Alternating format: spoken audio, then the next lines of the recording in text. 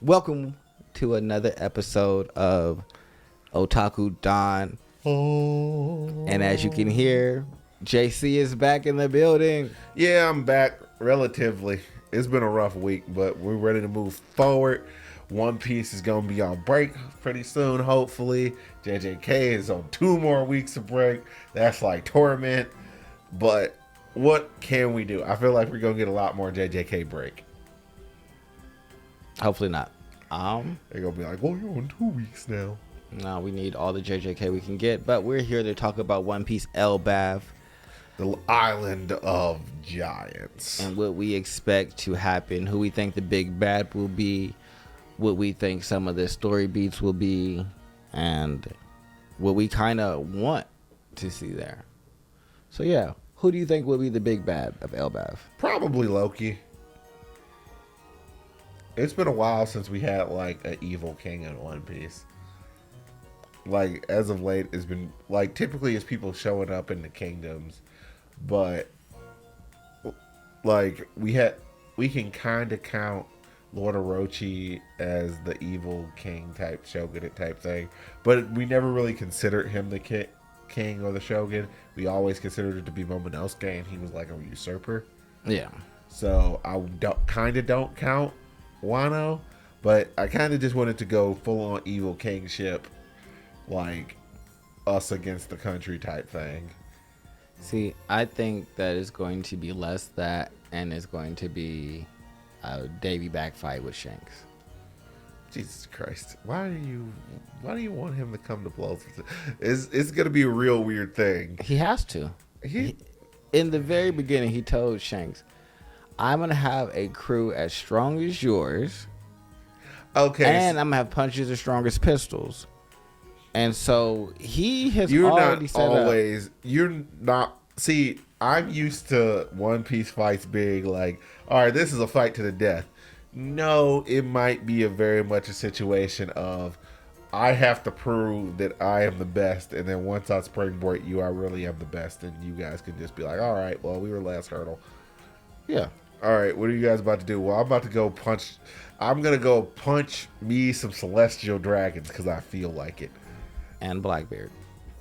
Well, I mean, he's gonna beat Blackbeard, and Blackbeard, I feel like it's gonna be one of the easier fights because those who lean on devil fruits are incapable of ruling the world.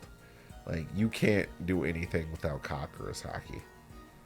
That's fair.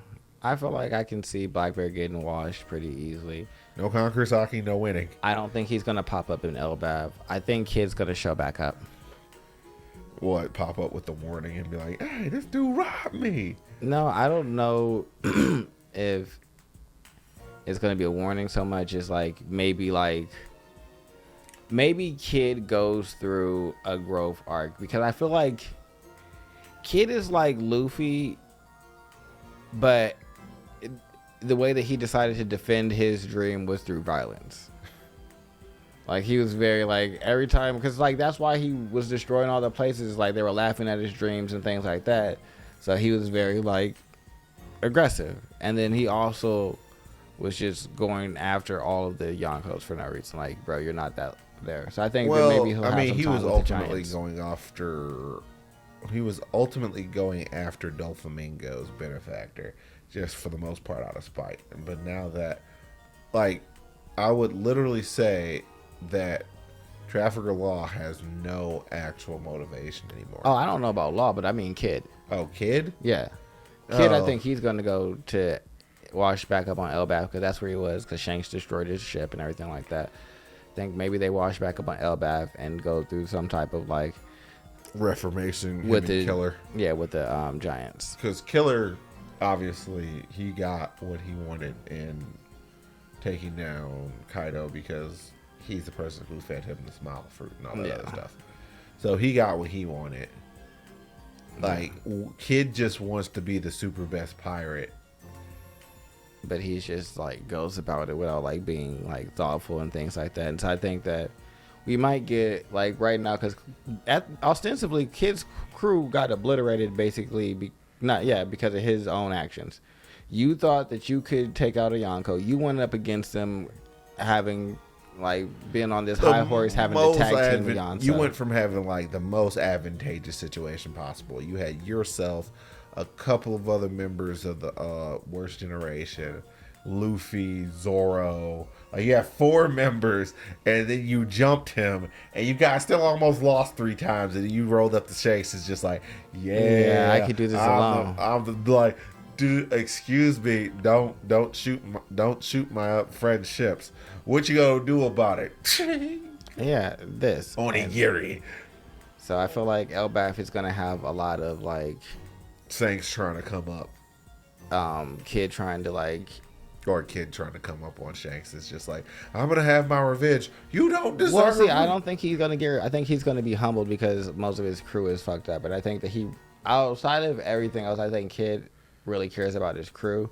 Like he was really fucked up about Killer, and so I think that that's gonna be something that like he has to reflect on. It's like, damn, my whole crew was wiped out because like I'm just like jumping. Like I don't think he cared that he lost an arm when he went to try and attack Shanks in front of him. I mean, that he didn't matter really to has him. not really lamented the loss of that arm at Yeah, all. so it doesn't mean it's so like, oh, I got cool magnet powers, whatever. Personal loss doesn't seem to matter to him, but when his crew loses something, which is very much like Luffy, that seems to be like the bigger thing. So it seems like he's like a Luffy who didn't go through like the development of like, all right, you need to have some type of like patience and like understanding of you didn't go through the Kuma situation. Yeah, because he wasn't really in a position to need to go through the Kuma situation. He wasn't that much of a threat at that point in time. Maybe this is his Kuma situation is right now with Shanks. Shanks is his Kuma. Shanks isn't as kind as Kuma. Well, no, not at all, because he didn't send y'all nowhere to train. He just obliterated y'all. But I just mean in the terms of like Luffy thought that his whole crew was. I mean, I can understand why Shanks just because you guys were ultimately going to destroy a ship of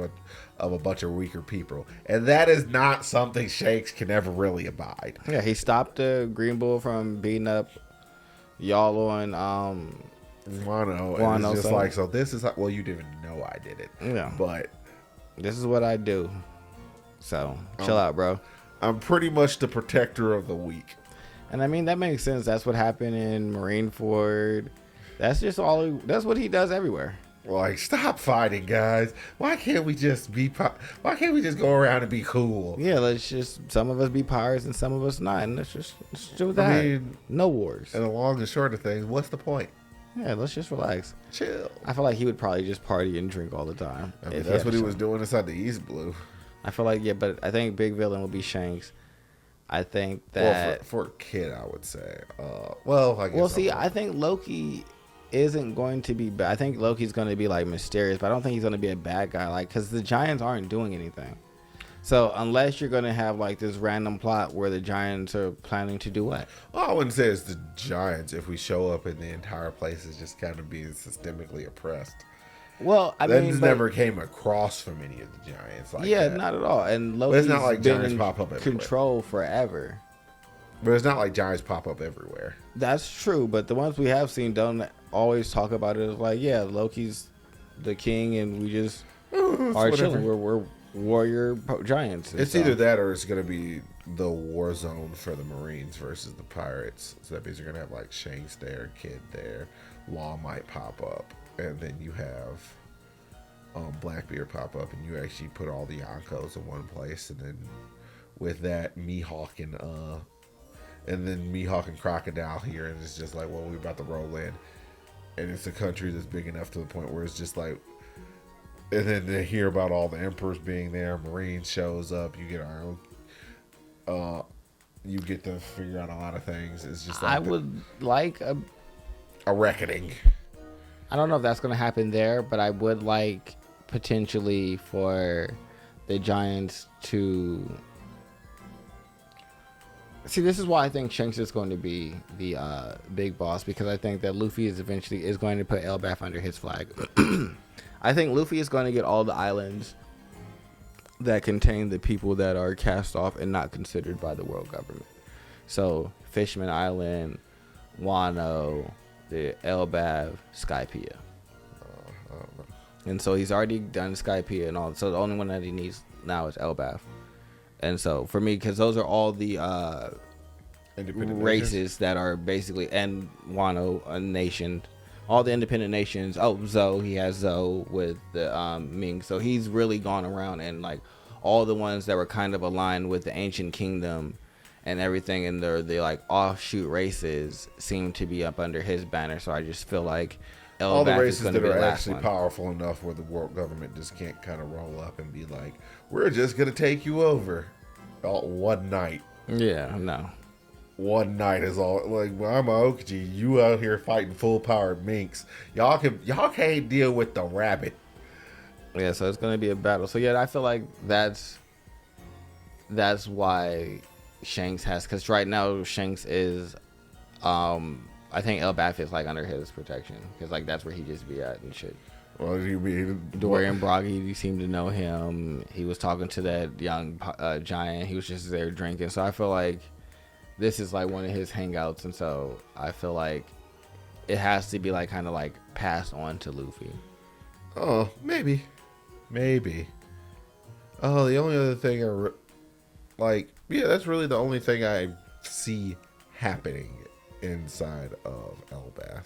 Oh, what I see, that's what I want to happen. What I see happening is definitely Robin getting to Seesaw, finding, reading the books from O'Hara, and no, I don't think the Poneglyph is on. Well, we got verified that there was a rope poneglyph on Elbaf. It's just nobody knows where it is. And I think the rope Poneglyph was on Elbaf. But I think it's with the man marked by flames. Oh. We don't know who is supposed to have like that black ship that just opens up whirlpools or whatever. So I don't know who that is, but I think that either Law is gonna go and engage with them because we don't know what's gonna happen with Law. So either Law is gonna get discovered by them because Beppo's just kind of in the ocean swimming right now with him. Beppo swim. I mean, yeah, he's the only one that can swim. And I think that we're gonna get a lot of like what happened in the Void Century when Robin gets to the Library of O'Hara, because I feel like she was only starting to become a archaeologist and like explore the books because she was doing it in secret in the beginning because they didn't really want to to spread that information. Yeah, because she was a kid and everything, and they already kind of knew. But she was obviously the daughter of one of their like biggest and most successful workers, so she started to go in. So I don't know how much if she knows like the full history, and so if she can really get into like reading all that and that gets explained to us, I think that'd be great as just for like us as characters. I also think that Elbaf is going to last the rest of 2024. I think Egghead's. If we even get to Elbaf before the end of 2024. Oh, see, I think Egghead is going to end by the beginning of March. Spring, summerish. Yeah, I think that because we're still on break, so the next chapter that comes out, we already know. So that's Egghead. The one after that is probably going to be Egghead. So I feel like March early March is when we should be hopefully leaving Egghead and going to Elbaf. Maybe. And then the rest of it would be Elbaf, with probably him cutting away to different places like he does right now. I really want there to be like the next big reveal that I feel like Aokiji is going to come out as a member of Sword. I want Sabo, the Pipe Man, or Kobe. I need one of the two to show up on Elbaf. Oh wait, okay. Well, that's something we can talk about later. Yeah. All right. Well. But other than that, I don't think there's any other predictions that we have for Elbaf. Again, I'm expecting Shanks to be the big bad. I'm expecting Loki just because it's the only person who's proceeded. Like, we've gone into almost every single place besides Punk Hazard knowing who we're going to... Well, Punk Hazard and the Fishman Island, but Horty Jones doesn't really even count as a villain. Horty Jones was like a footnote that Luffy punched. Horty Jones could have gotten beat by Zoro, but they didn't let it happen, and then we just like let him continue on until then Luffy beats him again. The only other thing I would say is I think it's going to be the full Straw Hats coming out party in terms of everybody coming in, like finally solidifying and coming into their own. I think Zoro will probably get his like Zoro swords will probably finally become black blades and stuff like that. Usopp's gonna become a brave warrior of the sea because he admires the giants, and if they go to Elbaf, he's definitely gonna have time to show out. So I want to see that. Return of Sogeking. Sogeki. I hope that the fleet comes. The fleet. Yeah, all of Luffy's fleet. The Tantara pirates. Well, I just want Harudin to come because he's the one that held Sogeking up as like their god and savior. And so if you can go and get that to like all the other giants, that'd be great. Sniper Island. All right.